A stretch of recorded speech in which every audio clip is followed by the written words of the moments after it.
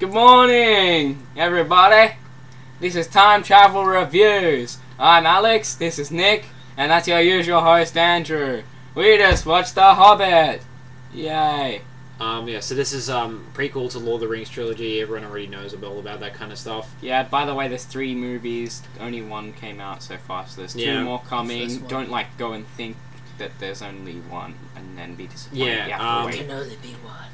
Peter Jackson directing once again. Everything's basically the same actors, same crap. Have a lot of cameo appearance by the old actors, don't we? Or extended cameos, I guess you'd say. Yeah. We have the Dumbledore guy. Oh, no, that's not the same actor, though. I don't care. He is now the same actor. Yeah, and what can we say? It was like 2 hours and 50 minutes long. So basically, still Lord of the Rings length, maybe a bit shorter. But they're doing 3 movies anyway, so for the money. If you want to do a big marathon, go watch 18 hours worth of Middle-earth footage. Yeah, we actually saw this today on Boxing Day, it was day packed. It came out, yeah. So we went to a midday session because in the past they've double booked seats and people have been allowed to get in when we have booked seats. So then they're like, oh, it's full. So we couldn't double. We went at 2:30 instead. Yeah, so we went home for an hour and went back, which is really nice. Firstly, what did you two think of the 3D? I think it was worth it. It was good. It was probably. I haven't watched much in 3D. I often end up with a headache. I have a little headache now, but I think for a 3D, not that I've seen many, it was probably the best one that I've seen. There's a lot of stuff that, like, in normal most 3D movies, well, they advertise 3D or whatever. There's things that are like, oh, look at this rock, it's coming at you, let's hover it outside of the screen like this for a few seconds. But in this, there was like an arrow that flew past, and it went straight past, and it was going fast, so it doesn't really give you time to notice how, like, it's not that 3D-ish. Like, when normally in these movies, there's something, like, barely, like, a few centimeters outside of the screen, and then it's like, and then you're like, oh, yay, 3D, cool. And then, but in this, things went so fast, you didn't notice that it was only 3 centimeters outside of the screen. What did you think of the 3D? From your perspective, whatever. What? I think he agrees with me. I suppose you liked it. You can use actual words. You realise. He's our sign languager. Okay, so he's when I say deaf Ari, and blind here. Yeah. I thought the 3D was alright. You know, it wasn't anything exceptional. What else have you seen in 3D this year? In this year, we saw Hugo in 3D. The 3D wasn't good in that. Tintin 3D was not good either. I saw that last year. Tintin 3D was alright as well. Like, it wasn't exceptional as, I mean... It was horrible. I like it. The only movie I think I was glad that I saw it in 3D was Rise of the Guardians, and that was only because of the fact that the 3D... It was aimed for the kids, though. Yeah, and the 3D made the action scenes entertaining, you know. Otherwise, I think it would just be very generic, you know, action scenes. So that was the only movie I'm really glad. This movie, I think I would have preferred it in 2D because I didn't think the 3D was that fantastic, and I personally just prefer watching it without the glasses. But that's just well, me. I often found myself taking off the glasses, but like that's just me, I guess. Like, it looks alright if you don't have the glasses off. Only like certain scenes are a bit fuzzy and you know something 3D is gonna happen. So back on for those. It was extra $4, and I guess it's only $4. If you want to, yeah, sure, but I mean, if you're a really tight ass, I would say save your money, but that's just my opinion. But actually, I probably would in the end as well. It's funny because I'm Asian, so I wouldn't mind paying $4, but these 2 guys are white and they're tight ass. I mean. No, but it's also the fact that 3D I don't really care for. Like, it's just the it's a novelty thing. And after you see it once, it's good. There's there's some good things about it. It makes some scenes look pretty, but other scenes you just kind of like, help if I didn't have these glasses have to be on my head. Kind of thing. And also the glasses are really like tinted and dark, so like I had them off and it looked so much better. And then you had them on and it was like shaded. Other people have not liked the 3D. We also didn't see it in 48 frames per second. You know, that was all talked about. We didn't see it in that, so. I didn't even know if they're showing that in Australia, but whatever. But I know. What did you two just generally think of the movie? Yeah, I liked it. I liked it a fair bit. And Nick, what did you think of it? Yeah. He doesn't like being asked questions. He just talks about topic things of his own accord. Okay. Nick, it was epic. It was worth it. Don't be a tight ass. Pay for your money. Use your money, yo. Nick says it's one of his favorite movies of all time. For now. For now.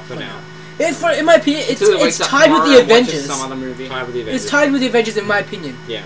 See, Nick has got a very modern taste on movies. He likes these movies big, made in the less than the past 3 years. blockbusters, basically. Oh, there was a Not really... that the Avengers was bad. It was good. I liked it. Yeah, I like it it was as well. good. It was good. But his favourite 2 movies are The Avengers and both made in. I think Avengers was this year. Wasn't Yeah, it? this year. Yeah. This Yeah. year. His last 2 movies were this year. So continue what you were saying, Alex. What I was saying was I liked it how it was close enough for me as a person who's read the book and loves the books. It was close enough to the book for me, but it also had things that weren't in the book and things that were in the book weren't in the movie. But it didn't annoy me as much as it did in Harry Potter, where they had these things out of the book and in the book that didn't need to be changed. They could have just been left the way it was in the book, and it would have been appreciated by the book fans, and the other fans wouldn't have cared anyway. It's just like the Hunger Games. But with The Hobbit, the book is quite long in a way, and it also, the scenes that they took out of the book weren't really necessary to the story, and there was a lot of talking in like the first half of the movie, so they sort of needed those action scenes. Not for me personally, I didn't really mind it, but the action scenes probably helped a lot of the audience. A lot of people, basically every man and his dog, has talked about how The Hobbit is a much shorter book than Lord of the Rings, and how just, it's meant to be for kids and so, and then they basically making it more adult with these the scale of the original Lord of the Rings. Like most prequels, what I liked most about this movie when it did call back to the originals, when it did tie back, when it kind of just like, you saw Frodo, you saw the original actors, when you saw Gollum. Gollum was CGI. He was funny. I predicted he was my favourite part of the movie, and he was. So he was funny. Oh, that's cool. Yeah, Gollum was favourite. What was your favourite part of the movie? I actually liked it early on, like this. I think they did it really well, how they set up the whole story and the whole quest and stuff. I really like those early scenes, even though it sounds so weird, a weird scene to be my favourite. No, I like the early scenes too. I really love those scenes, how they just had it introducing the characters in a way that was a bit interesting and funny, rather than you got to know the characters. Yeah, you got to know a little bit about them and see the dwarves' behaviour that you don't really see in Lord of the Rings. You can go answer your phone if you need to, Nick. Yeah, go out of the room. I felt like the action scenes were... they all had the same kind of structure. It was always just like, everyone got into trouble and Gandalf saved them. And I think a lot of people have been commenting about that. Gandalf, basically, in the end, he just saves everyone. Gandalf but just... That's the book. Yeah, I know. No, I'm not going to say... No, look, when a movie's doing something wrong, I'm not going to say, because the book did it, it's alright. I understand what you're saying. I mean, if they want to... I'm sure they've changed things around in this movie that weren't in the book. Like, as you said, it was still a good adaptation. But you could tell kind of... You know that scene where they're like around on like the side of the cliff face and the monsters start moving? Was that in the book? Yeah, it was in the book. I think I haven't read it in a few years. I might go reread that. But they're stone giants, rock giants. Stone giants, yeah.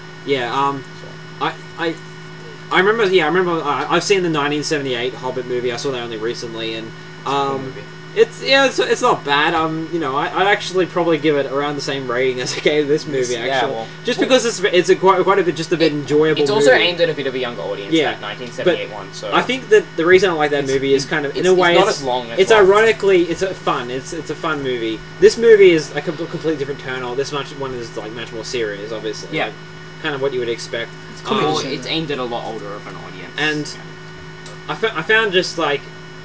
The action scenes, kind of just like the original Lord of the Rings trilogy, I just didn't care too much for. I thought they were good, It's not like I had a problem with them. It's just, I didn't really care too much what happened. It was good. It was good without them either way. Sure, they needed some action, but I think also maybe one of the mistakes they made with the action scenes was they tried to be like Lord of the Rings, really epic and show a massive zoomed out picture and all these different things going on at once. It was epic. It was epic. I still think that they could have just probably cut down like a few minutes off each of the action scenes because they were a bit unnecessarily long. I agree with you that. You often saw them running and then fighting and then running and then fighting. It was more of a hit and run. The movie feels bloated. Face it. It feels too long. Like it's just like I thought the movie would end after they defeated the they got out of the Goblin Cave, and then it's just like, okay, we've got continues, 20 minutes more. Okay, sure, all right. It just, I mean, just cut 20-30 minutes off. It would have been like so much better, I reckon, if it was just that. Yeah. I mean, they could have cut a few minutes here and there out of the fighting scenes, and then they could have ended it without showing that big Aragorn front cover right at the end. I in a way, I have the same problem with the original Lord of the Rings trilogy as well. I find all three of them bloated in their own kind of ways, but that's just me. I think they're bad like that when you first watch them and when you like them. But if you're really interested in the world and like there's so much going on, there's like a history, there's things happening around, you watch them and you see things if you're looking out for them. Like, you saw a bit about, like, the elves. If you listen carefully in the conversations in this movie, dialogues, I won't give away anything else, like, but they talk about, like, the last elf city east of this river, and you can go and open a Lord of the Rings book and look at the map in there, or just look at it online, and you can see where they're going, and you can sort of follow them and learn, like, a lot about history, and you learn how... I feel like those kind of, like, really intrinsic backstories are much more interesting when you're watching a television show or reading a book, though. But that's just me, but... I mean, the Lord of the Rings trilogy, I feel like... I mean, I'm not a huge fan of them at all. I think they're still good, I don't really have a problem with them at all, but I feel like the kind of movies that maybe in 20 years I'll come back to them and I'll go, oh wow, these movies are really actually fantastic, It's just like Aliens. Some of the best movies ever. Yeah, kind of like Aliens, like Alien and all. Even though it's outdated, it's still really good. Yeah, so I feel like maybe just... For some reason, I just haven't gotten into them yet. Maybe in the future. Also, there are a lot of effort to watch and think about, like, because there's a ton going on, and to follow them. What was really fun for me, I guess, whenever I read the books, I sort of keep referencing like the map. And I agree what you say. Like in a TV series or a book, the backstories are more interesting and you can pay attention to them a lot more.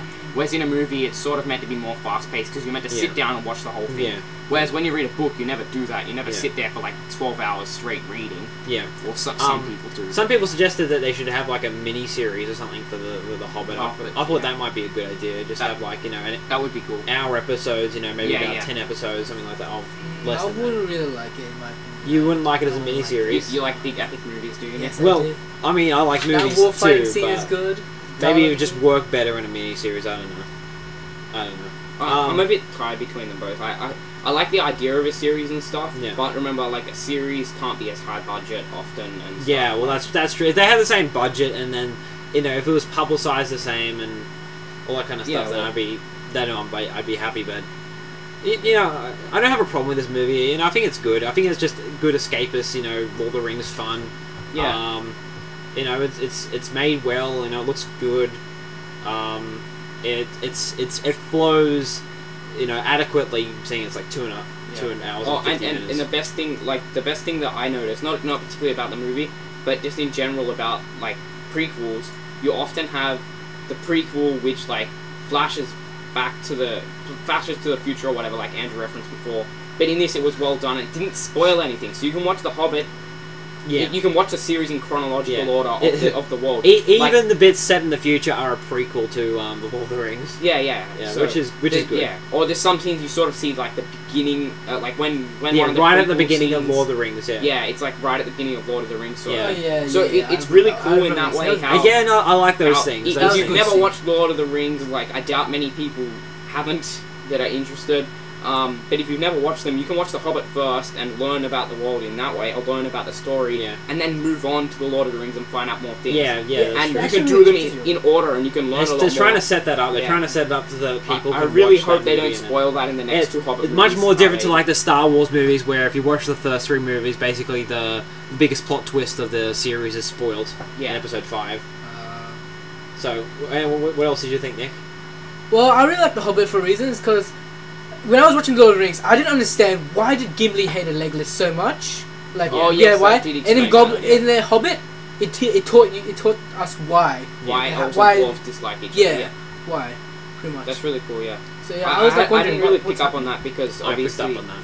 Well, no, I picked up on it. I'm pretty sure people. But I remember talking about that before this movie. When I was reading before I watched this movie. Well, the book sort of explains that. So for me, I already knew that. Yeah, but if people that didn't read the book, they wouldn't that's understand. What I mean. That's what I'm saying. It's really good for people who didn't read the book. Yeah. One problem I also have with the action scenes is there's a lot of like just, oh look, they're saved. look, something happens. They say the But it was an epic save. The eagles, it was an like, epic save. can't they use them more? Those eagles. Everyone's always talked about it. I know. Yeah. Everyone's always made a joke about it, but how it should have ended. It's still a. I know. It's still a plot hole. Those eagles, they could have used them. It's funny. Why how are they going around, just like walking around mountains when they could have these eagles that they could ride? Or I'm sure there's some other better transportation around. Yeah. Like, that guy had like the magical rabbits, the other wizard. Yeah, and the rabbits that were like enhanced. Yeah, or something. just use that kind of. Yeah, they're funny. They're funny. I like that. I like that guy. Whatever happened to that guy again?